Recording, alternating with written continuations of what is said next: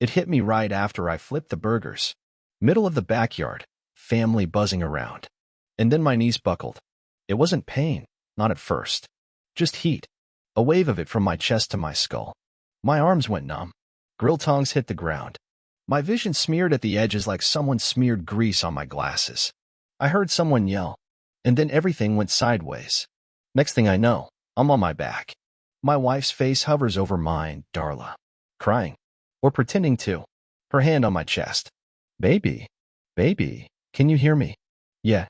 I could hear her just fine. But I couldn't speak. My tongue felt thick, like it belonged to someone else. My heart was jackhammering in my ribs, but it didn't feel like an attack. It felt off. Something wasn't right. The EMTs showed up fast. They got me on a stretcher. Oxygen, monitors, questions. They asked Darla about my condition.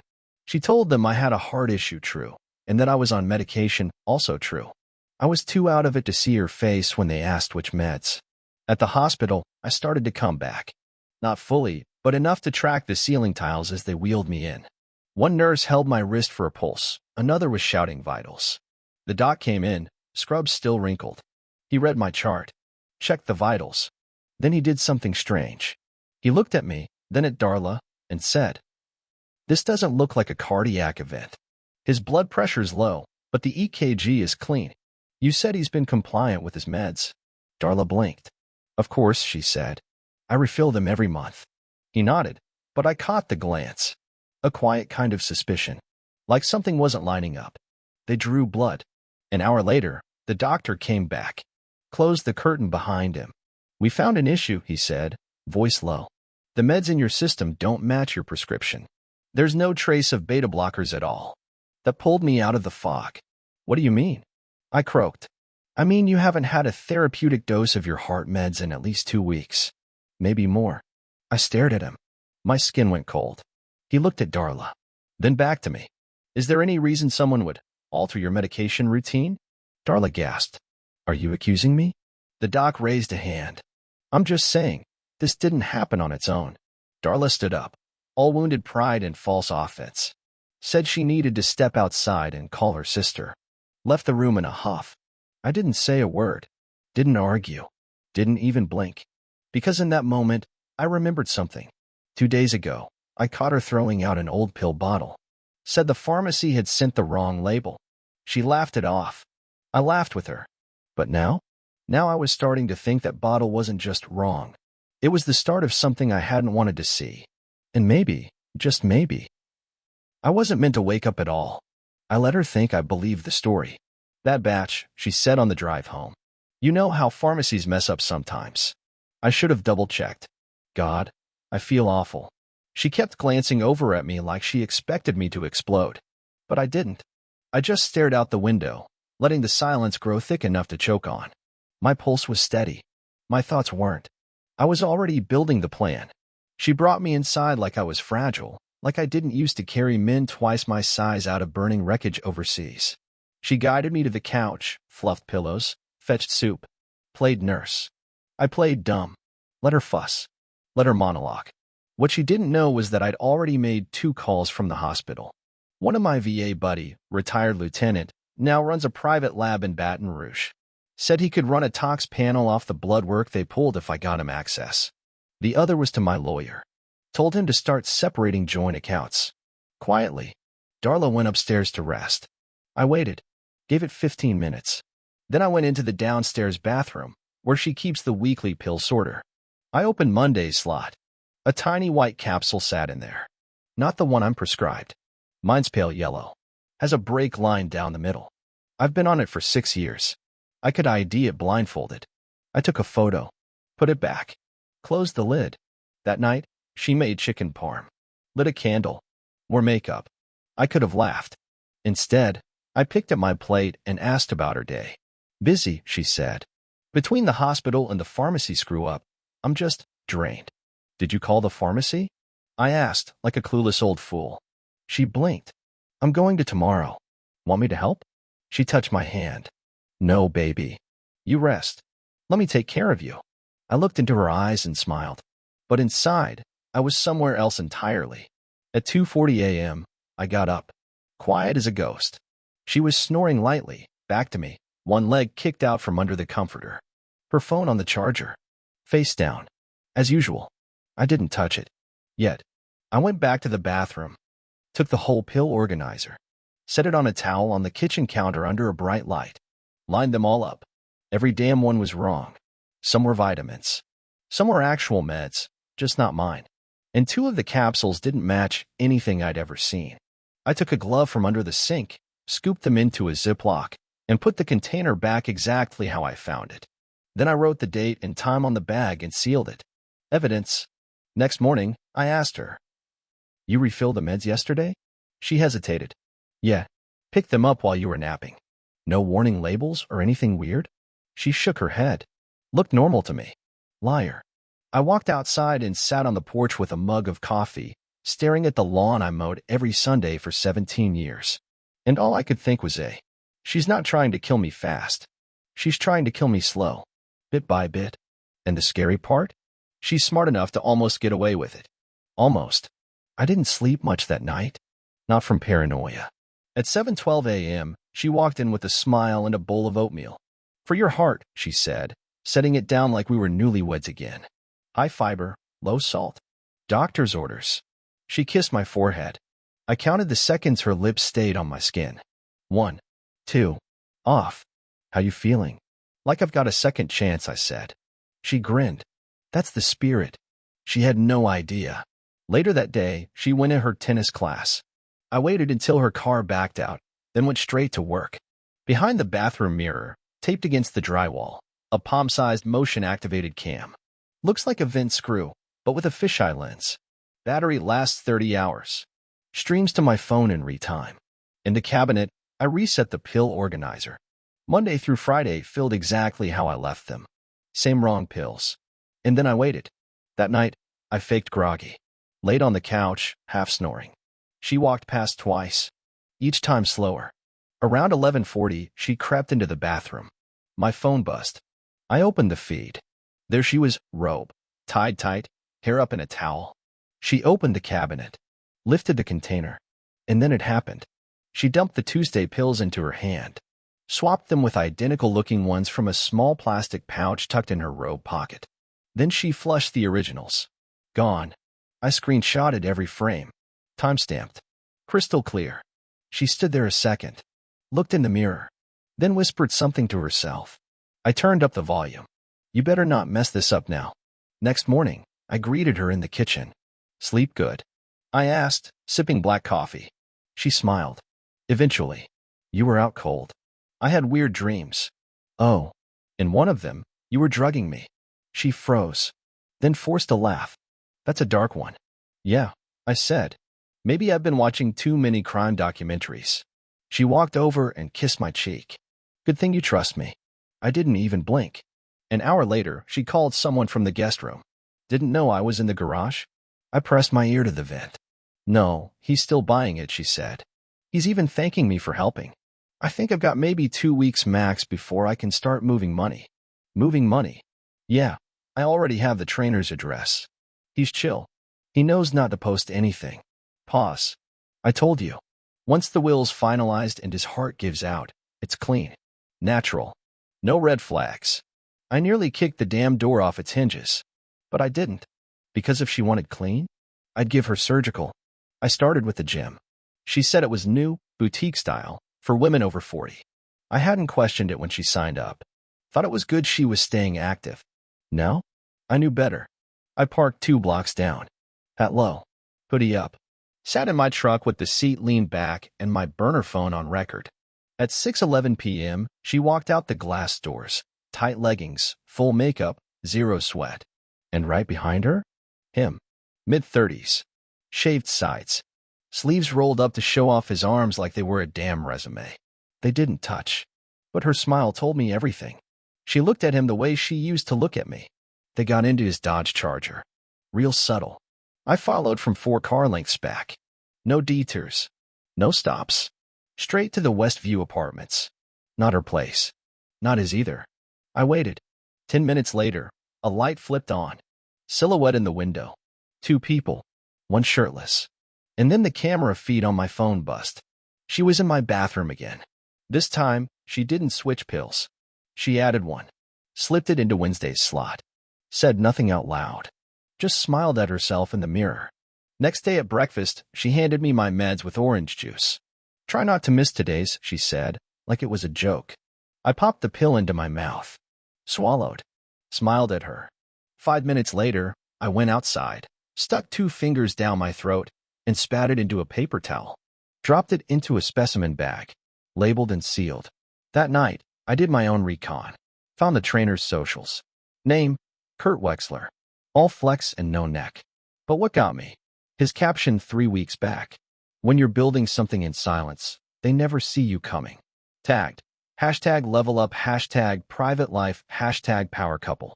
Comments were locked. Likes hidden. But her burner account was tagged. At realtalk_Rebecca86. She was using a fake name. With a fake life. But she couldn't fake the dumb grin in that mirror selfie. I sent the post to my VA buddy. Run this guy? Anything shady, I want it. 3 hours later, I had a file. Kurt had a past. Fraud. Trainer cert suspended in 2 states. Sued once for client boundary violations. And last year, lived with a woman twice his age, who ended up selling her house for personal health reasons and moving in with her sister. My guess? Same playbook. She didn't find Kurt. Kurt found her. And now they were playing the long game. With my life on the clock. That night, I sat next to her on the couch. Movie on. Her head on my shoulder. She whispered, "I'm glad you're okay." I whispered back, "Me too." Because dead men don't get revenge. But quiet ones were lethal. She left for errands at 10:42 a.m. By 10:43, I had the garage door down and the workbench cleared. If she thought the pills were softening me, she forgot I spent years in sand, steel, and sweat. This wasn't the first time someone tried to take me out slowly. She wasn't poisoning a retiree. She was waking up the man I used to be. First step? Strength. I opened the bins marked deployment. Old habits, never tossed. Resistance bands. Dumbbells. Tactical gloves. Supplements. By noon, I had a stripped-down gym in the garage. Rubber mats. Pull-up bar. Water jug. And I moved like a man with purpose. Push-ups. Air squats. Band rows. Slow, quiet. Controlled. Sweat burned. Muscle screamed. But every rep was revenge. Second step? Mind. I pulled out my old field journal. Began logging everything. Day 1, training resumed. Darla suspects nothing. Kurt's gym closed Wednesdays. Possible meetup day. I cataloged every lie. Time-stamped every pill change. Every time she left the room to make tea or check email. I wasn't guessing anymore. I was gathering. That night, she rubbed my shoulders. "You're tense," she said. "Just feeling my age," I muttered. She kissed my neck. "You'll bounce back. I've got you." I smiled at the TV, not her. I know. She had no clue I'd done 100 push-ups behind the garage an hour earlier. At 2 a.m., she slipped out of bed. Didn't take her phone. Rookie move. I watched from the hallway corner, silent. She crept into the bathroom, opened the cabinet, stared at the pill organizer. Didn't touch it, just stared, then whispered, "Just a few more days." Next morning, I beat her downstairs. Cooked eggs, toast, coffee. She blinked like she'd seen a ghost. "You're up early." Felt good. She smiled, but her eyes darted. Clocked the flush in my face. The light sweat on my shirt. "You worked out." "Little stretching." She handed me my meds. I palmed the pill and tucked it under my tongue. Spit it into the sink while rinsing my plate. "Don't forget your dose," she chirped. "Oh, I won't," I said. Then I kissed her cheek and walked out back. Because today was leg day, and if she wanted a weak man, she picked the wrong damn veteran. "You look better," she said, setting down her coffee. "Like you've got color again." I gave her a slow nod. "Been sleeping better." She smiled, but I saw it, the flicker. Her calculations slipping a bit. She wasn't ready for me to improve. Not this fast. That meant I had to move faster. At 10:15 a.m., I texted Phil, old Army buddy, now a state lawyer in New Orleans. "Need you." Quietly. 10 minutes later, he replied. "Same office. 3 o'clock. Bring everything." I printed photos of the pill bottles, copies of the fake capsules, screenshots of her browser history. A transcript from the mic feed with her whispering. Once the will's finalized and his heart gives out. That wasn't just malice. That was motive. Where you headed? She asked, seeing me change shirts that afternoon. VA routine labs. She smiled again. She'd been smiling too much lately. Always meant she thought she was winning. Well, be safe. Oh, I'm taking real good care of myself these days, I said.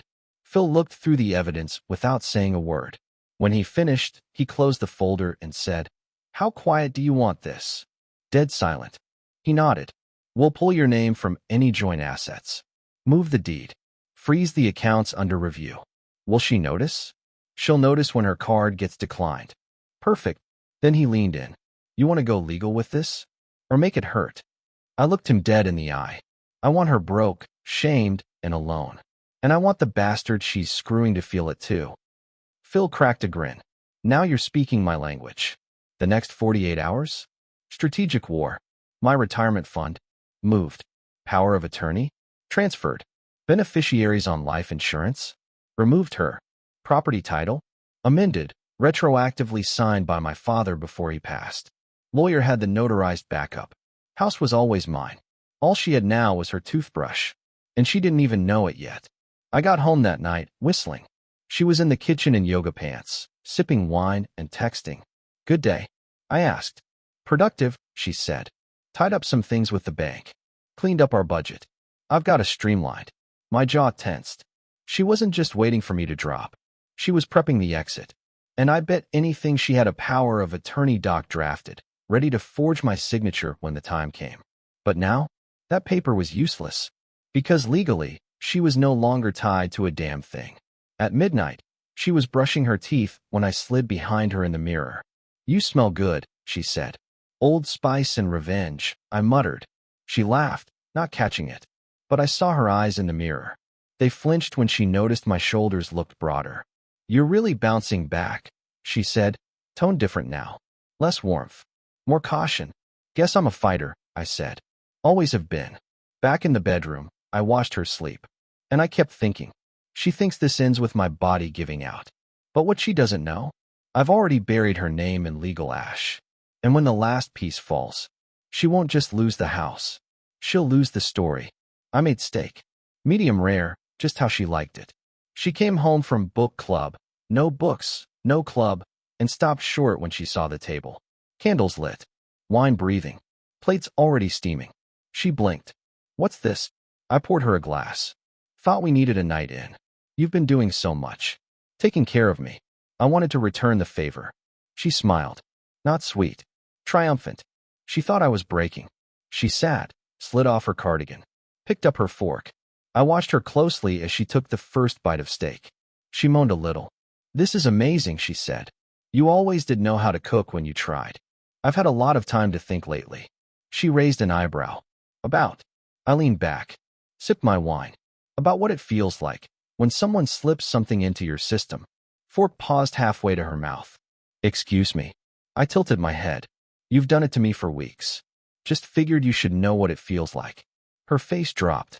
She dropped the fork too. "You're joking." I didn't smile. "Am I?" She pushed back from the table, eyes wide. "Paul, what did you do?" "Relax," I said. "I gave you what you gave me." Almost. She staggered to the sink, rinsed her mouth, gagged once. I just watched her, calm, arms folded. "You really think I'd poison you?" she gasped, red-faced, tears forming. "I don't think anymore," I said. "I know." She gripped the counter. "That's not proof. That's paranoia. Wrong. What you're feeling right now, that dread in your gut, that's confirmation." She tried to turn it on me. "You're insane. This is a crime. So is poisoning your husband and planning to inherit his retirement money with a gym rat who calls himself Kurt the Fixer." She froze. Dead still. I stepped closer. "See, I wasn't supposed to find out. You thought I was too old, too trusting, too soft. But I'm a soldier, Darla. I've done things in deserts you can't imagine. And when you hurt someone like me," I leaned in, "you better kill me the first time. Because I don't get even. I go past even." She tried to rally. "This is delusional. You think you know what's going on, but you don't." I pulled out my phone, tapped the screen, played a clip. Her voice. Once the will's finalized and his heart gives out, it's clean. Natural. No red flags. The color drained from her face. She reached for the phone. I pulled it back. That's backed up to 3 drives and 2 attorneys. She sat down hard. Didn't cry. Didn't scream. Just whispered, "What do you want?" "I want you scared," I said. "I want you to feel exactly how I've felt every night for the past 3 weeks, wondering if the next pill you gave me would be the one that ended me. Paul, please. Save it. You're not begging because you care. You're begging because you realize the game flipped." She didn't sleep that night. I heard her pacing the hallway, muttering, clicking through her phone, probably texting Kurt to go dark. Too late. I'd already sent him a little message of my own. Attached, her confession. His reaction? Coming soon. Kurt didn't text her back that morning. Didn't call either. She sat at the counter in her robe, phone in hand, coffee untouched, lips chewed raw. Every few minutes, she tapped the screen, checked for a notification, locked it again. I just whistled while making eggs. "You hear from the gym guy lately?" I asked casually. She looked up like I'd struck her. "What?" "You know," I smiled, flipping the pan. "Your side project?" Mr. Protein shakes and promises. Her jaw tightened. "I don't know what you're talking about." "That's funny," I said, because he knows exactly what I'm talking about. I placed her burner phone on the table. Unlocked. Opened to the message I sent him last night. "Hey, Kurt. Just a heads up. The woman you're playing house with? She's already confessed on tape. Pills. Inheritance. The whole thing. If I were you, I'd lawyer up before both of you end up answering questions you can't afford. Oh, and one more thing. Check your car. Driver's side wheel well. Left you a flash drive. Enjoy." She lunged for the phone. I slid it away. He'll think I set him up." "Good. You could have sent me to jail." "Still might." "You're insane." "No," I said. "I'm just awake now." She stood up, pacing the kitchen barefoot like a caged animal. "Why would you do this?" "I'm sorry. Did you just ask me why I'm betraying you?" "That's not what I owe." "You drugged me, Darla." "You can't prove that." I hit play on my phone. Her voice again. "Just a few more days. Once the will's finalized and his heart gives out." She closed her eyes like the sound physically hurt her. I stepped in close. "You don't walk away from this. Not clean. Not with money. Not with sympathy." "What do you want?" she whispered again. "Tell me what the hell you want." I leaned in. "I want you ruined." She called Kurt 5 times that day. No answer. Then she tried his gym. Receptionist said, "Kurt's not available." There was an incident. She hung up. Tried again with a burner number. Still nothing. Next day, she got a call from an unknown number. Didn't answer it. I did. "Hello." A woman's voice. Calm. Controlled. "This is Officer Ramirez from Parish PD. We're following up on a tip involving a potential assisted harm conspiracy." "Is this Paul H.?" "Yes. We'd like to speak with you in person." I locked eyes with Darla as I said, "I'd be happy to help." After I hung up, she was pale. "What did you tell them?" "Nothing yet." "You're not serious. You can't involve cops. You involve poison." That night, she tried to climb into bed with me. "I messed up," she whispered. I panicked. I was scared. "Of what?" I asked. "Living with a good man too long?" She didn't answer. I looked at her and said, "Whatever you thought Kurt was going to give you? That door's burned shut. And the next one you open? It'll have bars." It started with a phone call from her sister. Then her mother. Then her old college friend, the one she always bragged to on speakerphone about how stable we are. Now they were all calling to ask what the hell was going on. Because someone, not me, had emailed them the screenshots.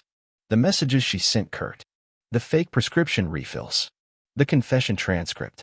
Even the photo of her smiling in the bathroom mirror the night she dropped the capsule into my meds. No commentary. Just subject line. "Thought you should know who you're dealing with." She stormed into the kitchen holding her phone like it was bleeding. "You shared it." "Nope." "Don't lie to me." I raised an eyebrow. "You want to talk about lying?" She slammed her phone down. "They think I tried to murder you, Paul." I shrugged. "You did." Her voice cracked. "I didn't mean for it to go that far. I was angry. Lost. You don't know what it's like."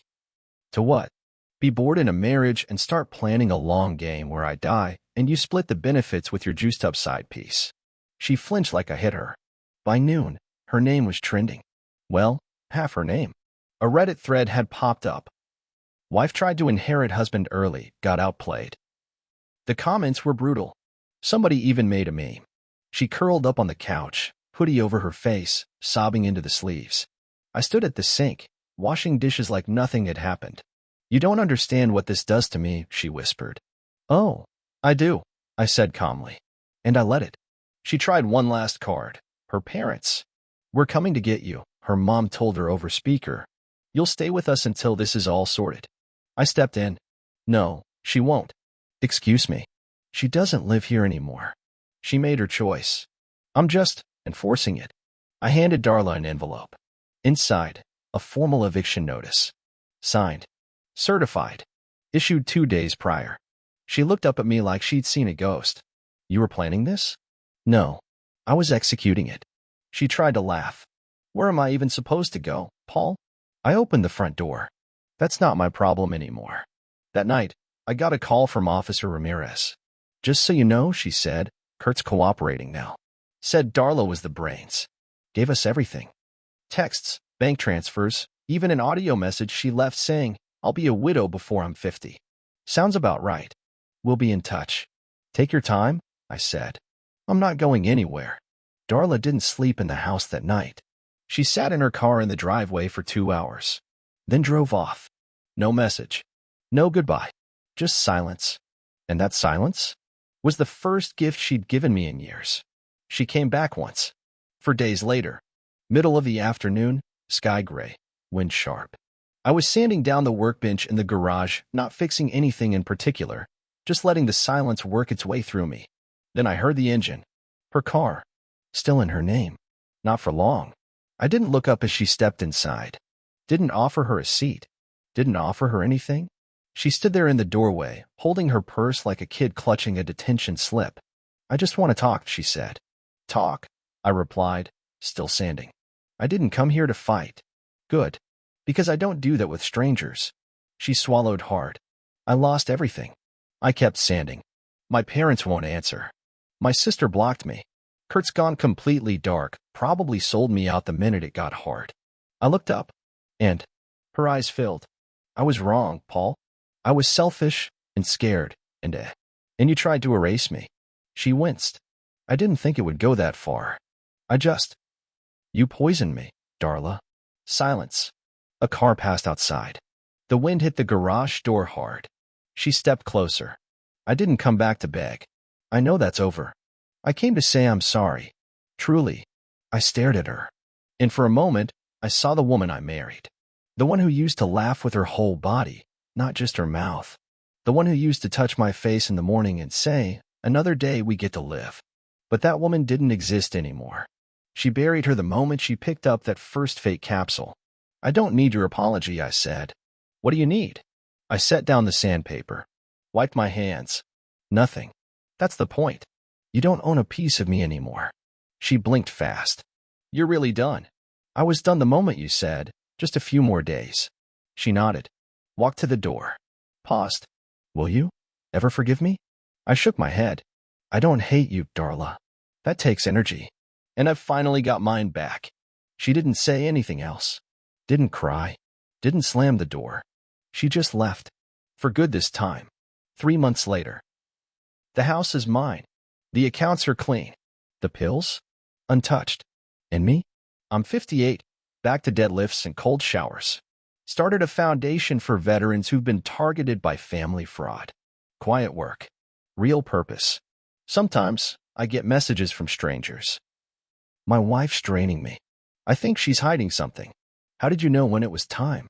And I always write the same thing. You don't wait until it feels fair. You move when you're ready. And you don't go loud. You go sharp. Because Darla didn't just teach me to fight again. She taught me that love with conditions is just war in disguise. And next time someone tries to bury me, I'll bring the damn shovel.